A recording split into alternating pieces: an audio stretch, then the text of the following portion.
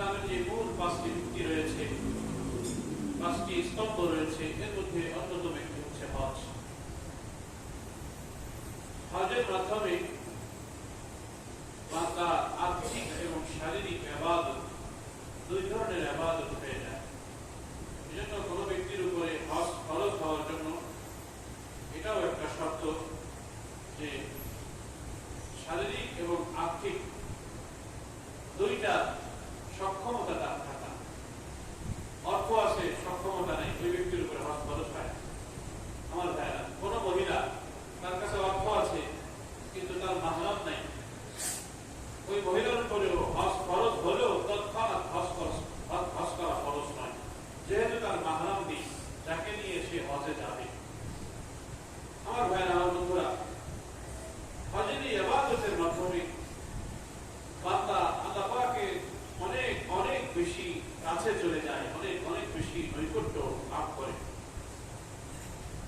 আল্লাহ রাব্বুল ইজ্জত ওয়াল জালাল পৃথিবীর শুরুতে এই ঘরকে, বাইতুল্লাহকে আল্লাহ তাআলা সৃষ্টি করেছেন। ইন্না আউওয়ালা বাইতিন উদিআ লিন-নাস লাল্লাযী বিবাক্কাতা মুবারাকাও ওয়া হুদাল লিল আলামিন। আল্লাহ তাআলা বলেন, ইন্না আউওয়ালা বাইত, পৃথিবীর মধ্যে সর্বপ্রথম ঘর হলো বিবাক্কা, বাক্কায় যে অবস্থিত। মক্কা তৎকালীন নাম, পূর্বের নাম হচ্ছে বাক্কা। মক্কার পূর্বের নাম কি? বাক্কা। আল্লাহ তাআলা বলছেন বাক্কায় যে ঘর অবস্থিত, এটা হচ্ছে পৃথিবীর প্রথম ঘর, বাইতুল্লাহ। আমার ভাইরা, হাদিস শরীফে আসছে বাইতুল্লাহ সৃষ্টি 40 বছর পরে আল্লাহ তাআলা বাইতুল মুকাদ্দাসকে সৃষ্টি করেছে। আমার ভাইরা, আমার বন্ধুরা, এই বাইতুল্লাহ ইবাদতের পূর্ণতা পেয়েছে সাইয়্যিদনা হযরত ইব্রাহিম আলাইহিস সালাতু ওয়াস সালামের মাধ্যমে। হযরত ইব্রাহিম আলাইহিস সালাতু ওয়াস সালামকে আল্লাহ রাব্বুল ইজ্জত ওয়াল জালাল নির্দেশ দিয়েছে ঘোষণা দেওয়ার জন্য, পৃথিবীবাসীকে বাইতুল্লাহ জিয়ারতে আসার জন্য। সূরাতুল হজের মধ্যে আল্লাহ তাআলা বলেন, ওয়াআযিম ফিন নাসি বিল হজ্জি ইয়াতুকা রিজালান ওয়া আলা কুল্লি দাবিরিন ইয়াতিনা মিন কুল্লি ফাজ্জিন আমিক। ওয়াআযিম ফিন নাস, আপনি মানুষের মধ্যে আযান দিয়ে দেন, ঘোষণা দিয়ে দেন। বিল হজ্জি, হজের ঘোষণা দিয়ে দেন মানুষকে। আমার ভাইরা, ইব্রাহিম আলাইহিস সালাতু ওয়াস সালাম খ্রিস্টপূর্ব 2000 বছর আগে ওই সাফা পাহাড়ের উপরে দাঁড়িয়ে হজের ঘোষণা দিয়েছে। আল্লাহ রাব্বুল ইজ্জত ওয়াল জালাল কিয়ামত পর্যন্ত যত মানুষ হজে যাবে সমস্ত মানুষের কানের মধ্যে ওই আওয়াজকে পৌঁছে দিয়েছে।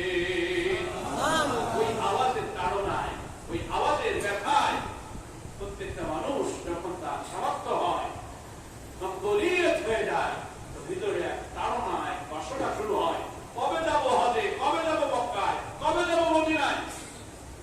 এক তাড়না ভিতরে কাজ করতে থাকে। আমার ভাইরা, আমরা অনেকে মনে করি হজে যাওয়ার জন্য মনে হয় অর্থটাই ভুল বিষয়। এটা ভুল কথা।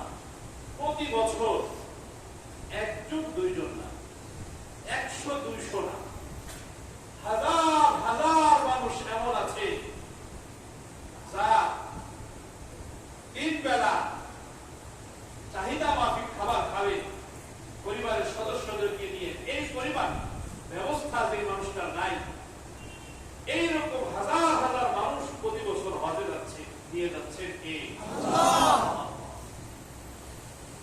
দিয়ে যাচ্ছেন আল্লাহ।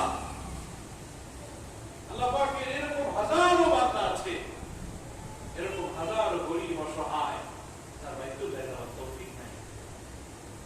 অর্থওয়ালাদের মাধ্যমে আল্লাহ তাআলা মানুষগুলো নিয়ে যাচ্ছে।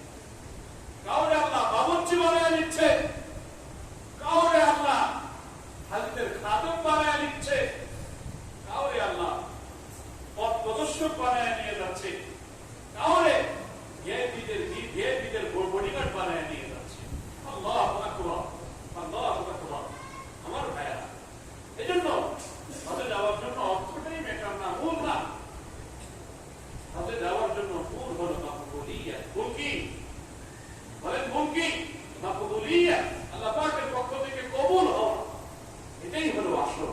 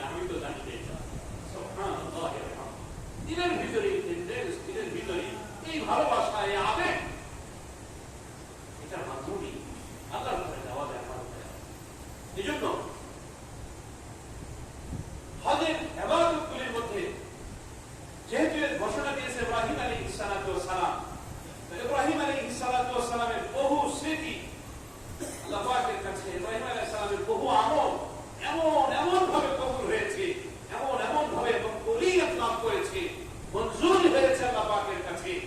এমন পর্যন্ত সমস্ত হাজি সাহেবদের জন্য আল্লাহ রাব্বুল ইজ্জতি ওয়াল জালাল ওই আমলগুলিকে অত্যাবশ্যকীয় করে দিয়েছে। সুবহানাল্লাহ। আমার ভাইরা, ইব্রাহিম আলাইহিস সালাতু ওয়াস সালাম জনমানবহীন এলাকায় আদরের সন্তান হযরত ইসমাঈল আলাইহিস সালাতু ওয়াস সালাম বিবি হাজেরা সহ তাদেরকে জনমানবহীন এলাকায় এই বাইতুল্লাহ চত্বরে, বাইতুল্লাহর পাশে তাদেরকে রেখে গিয়েছেন। বিবি হাজেরা জিজ্ঞাসা করেছেন, আমাদেরকে এই জনমানবহীন এলাকায়, যেখানে কোনো খাবার দাবারের ব্যবস্থা নাই, যেখানে কোনো লোকজন নাই, যেখানে কোনো পানির ব্যবস্থা নাই, এমন একটা জায়গায় আপনি আমাদেরকে রেখে যাচ্ছেন, আপনি আমাদের প্রতি অসন্তুষ্ট হয়েছেন নাকি আল্লাহর হুকুমে আমাদেরকে আপনি রেখে যাচ্ছেন? হযরত ইব্রাহিম আলাইহিস সালাতু ওয়াস সালাম বিবির দিকে না তাকাইয়া, সন্তানের চেহারার দিকে না তাকাইয়া, কারণ মনে মনে চিন্তা করেছেন, যদি বিবির চেহারার দিকে তাকাই আর এই ছোট্ট শিশু এই ইসমাঈলের চেহারার দিকে আমি তাকাই, হয়তো আল্লাহ পাকের এই আদেশ পালন করা আমি ইব্রাহিমের জন্য কঠিন হয়ে যাবে। ইব্রাহিম আলাইহিস সালাতু ওয়াস সালাম সামনের দিকে তাকায়া বিবিরে বলে, বিবি, আল্লাহ পাকের হুকুমে আমি তোমাদেরকে এখানে রেখে যাচ্ছি। হ্যাঁ আমার বন্ধুরা, আমার হযরত হাজরা কেমন মানুষ ছিলেন, আল্লাহু আকবার। তিনি বললেন, তাহলে ঠিক আছে, যদি আল্লাহর হুকুমেই আপনি আমাদেরকে রেখে যান, তাহলে যে আল্লাহ হুকুম দিয়েছেন সে আল্লাহই আমাদের অভিভাবক হয়ে যাবে। আল্লাহ যদি কারোর অভিভাবক হয়ে যায়, তাহলে যেখানে পানির কোনো ব্যবস্থা নাই, যেখানে খুঁজতে খুঁজতে জমির তলদেশে চলে গেল এক চুল্লি পানি খুঁজে পাওয়া যায় না, সেখান থেকেও জমজম কূপ বের করে দেয় কে? আল্লাহ। আল্লাহ যদি কারোর হয়ে যায়, ছোট্ট শিশুর পায়ের আঘাতে জমজমের মতো কূপ বের হতে পারে, জমজমের কূপ তৈরি হয়ে যেতে পারে। আল্লাহ পছন্দ করেছে এই আমল। আমার ভাইরা, হযরত হাজরা আলাইহিস সালাতু ওয়াস সালাম সন্তান ইসমাঈল আলাইহিস সালাতু ওয়াস সালামকে শোয়ায় রাখছে বাইতুল্লাহ চত্বরে। জমজম কূপ যেখানে, এর সাথে জমজমের কূপটা যেখানে, এটা হচ্ছে ইসমাঈল আলাইহিস সালামের পায়ের নিচে, পায়ের তলাটা।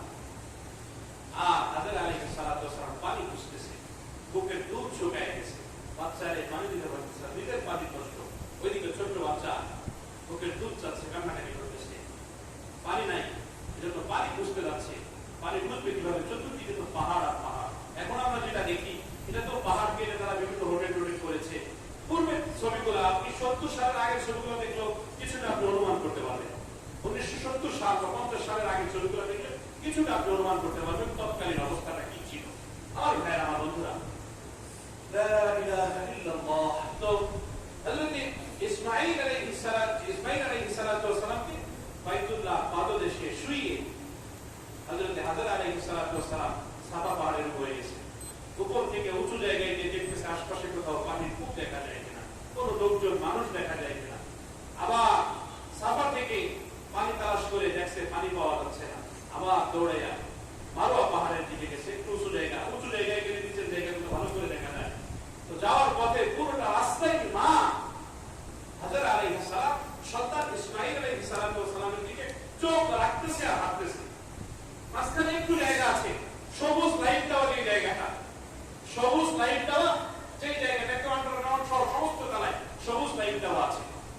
এই জায়গাটা এসে, ওই জায়গাটা একটু নিচু ছিল, ওখানে এসে ইসমাঈল আলাইহিস সালাতু ওয়াস সালামকে দেখা যাচ্ছিল না।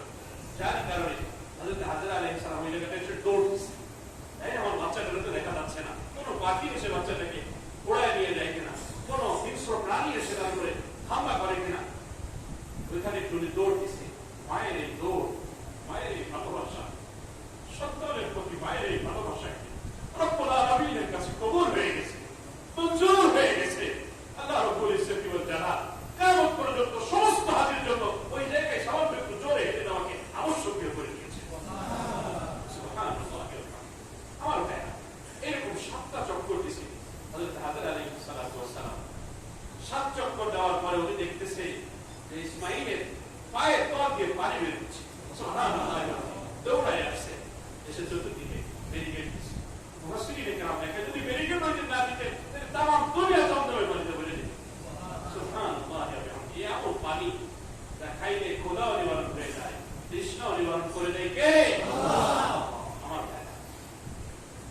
এই যে সাফা মারওয়া সাই, ইন্নাস সাফা ওয়াল মারওয়াতা মিন শাআইরিল্লাহ ফামান হাজ্জাল বাইতা আও ইতামারা ফালা জুনাহা আলাইহি আন ইয়াতাওয়াফা বিহিমা ওয়া মান তাতাওয়া ফা ইন্নাল্লাহ।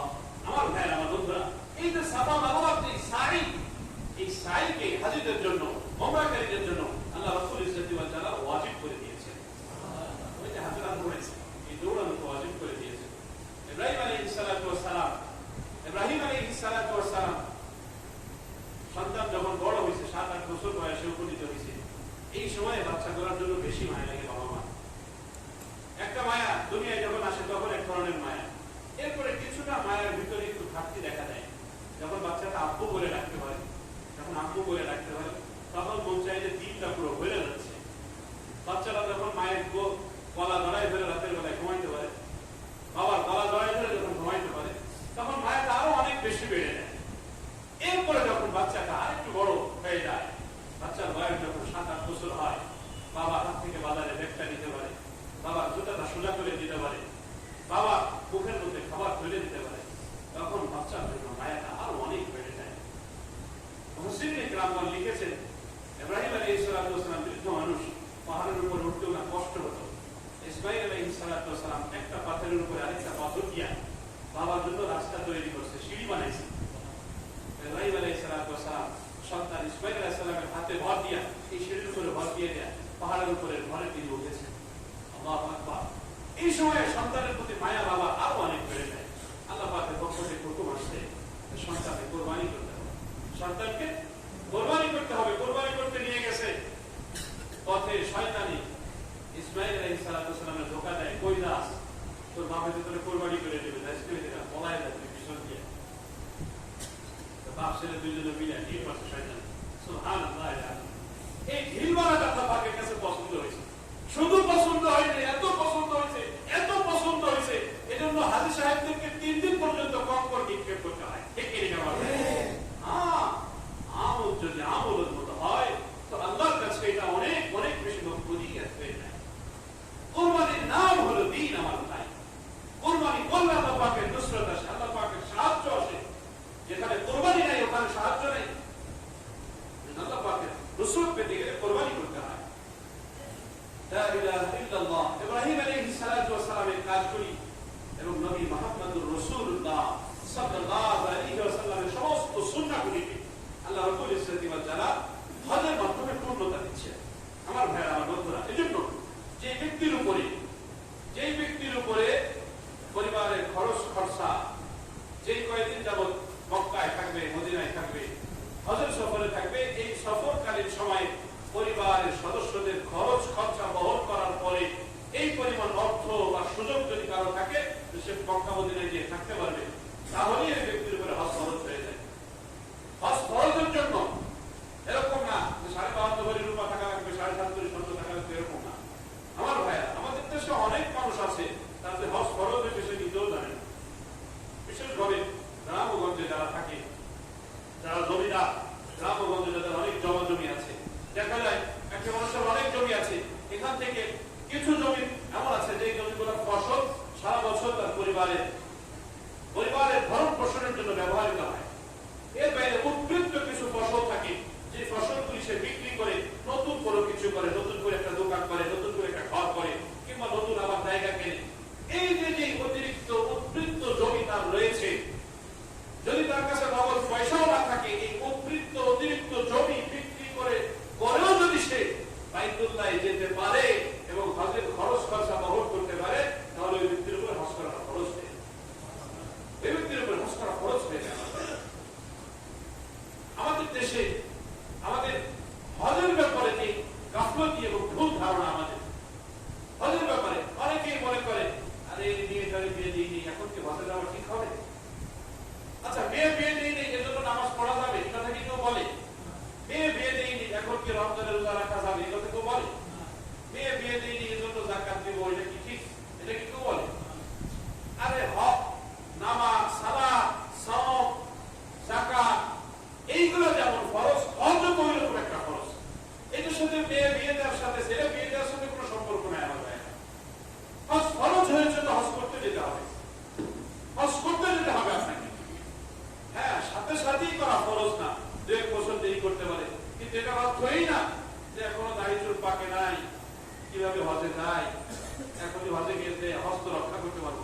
সুতরাং এখন হজ যাওয়া দরকার নেই, যখন রক্ষা করতে পারবো তখন হজ করবো। আমার ভাই এটাও চূড়ান্ত পর্যায়ের একটা ভুল ধারণা, চূড়ান্ত পর্যায়ের একটা ভুল ধারণা। আমার ভাই হজ করতে হবে, যখনই সামর্থ্য হবে তখনই হজে যেতে হবে। এজন্য মেয়ে বিয়ে দিইনি এই অজুহাত দেওয়া চলবে না, এই অজুহাত দেওয়া যাবে না। আমার অনেক কাছে সে নিজে মাশাআল্লাহ অনেক টাকা পয়সা ইনকাম করে, এখন তার চিন্তা ভাবনা হলো বাবারে এখন হজ করাইলাম না, মারে হজ করাইলাম না, তো বাবা মারে হজ না করাই কিভাবে নিজে করি, এটার জন্য সে নিজে যাচ্ছে। আমার ভাইরা না, যদি আপনি অর্থ উপার্জন করে থাকেন আর অর্থটা আপনার মালিকানাই থেকে থাকে, তাহলে অবশ্যই আপনার উপরে হজ ফরজ, আপনাকে হজ করতে হবে, আপনার বাবাকে না। যদি আলাদাভাবে আপনার বাবা হজের নিসাবের পরিমাণ সম্পদের মালিক হয়, হজে যাওয়ার সামর্থ্য রাখে, তাহলে আলাদাভাবে আপনার বাবাকে হজে যেতে হবে এবং বাবা তার নিজের অর্থায়নেই সে হজে যাবে। এক্ষেত্রে আপনি সন্তান হিসেবে আপনার সামর্থ্য অনুযায়ী তাকে সহযোগিতা করবেন, ভালোবাসা দিবেন। আমার ভাইয়া খুব ভালো করে খেয়াল করবেন, যার উপরে সন্তানের উপরে হজ ফরজ হলে হজ সন্তানকেই করতে হবে। অবশ্যই পিতামাতার অনুমতি নিয়ে হজ করবেন, পিতামাতার দোয়া নিয়ে ভালোবাসা নিয়েই হজ করবেন। এটার অর্থ এই না যে হুজুর আপনার যদি অনুমতি না দেয়, মা যদি অনুমতি না দেয়, তাহলে হজ করা ঠিক হবে। হ্যাঁ, তাহলে হজ করা ঠিক হবে। কি বলেছি হুজুর? এত কঠিন কথা? হ্যাঁ, এত কঠিন কথা। এটা আল্লাহর বিধান আমার ভাই, এটা আল্লাহর বিধান। আল্লাহ তাআলা বলছে ফালা তুতি'হুমা ওয়া সাহিবহুমা ফিদ দুনিয়া মা'রুফা, তোমরা তাদের সাথে কল্যাণজনক আচরণ করো, কিন্তু ফালা তুতি'হুমা, যে ক্ষেত্রে তোমাদের কোনো জ্ঞান নাই, আল্লাহ আল্লাহর রাসূলের মোকাবেলায় তাদের কোনো আদেশ নিষেধ আসবে, সেই ক্ষেত্রে তাদের অনুগত্য করা যাবে, তাদের অনুগত্য করা যাবে না, তাদেরকে মানা যাবে না। সেই ক্ষেত্রে বাবা বলছে নামাজে যেতে পারবা না, মসজিদে যেতে পারবা না, দ্বীনি ইমানি কর্মকাণ্ড করতে পারবা না, দাওয়াতি কাজ করতে পারবা না, আলেমদের সাথে সম্পর্ক রাখতে পারবা না, বাবার কথা মানা যাবে? মার কথা মানা যাবে? যাবে না। আমার ভাই, আবার আপনারা জোর করে ধরে মাজারে পাঠাইতেছে, জোর করে ধরে আপনারা বেদাতি কর্মকাণ্ড করার জন্য বাধ্য করতেছে, এইটাও করা যাবে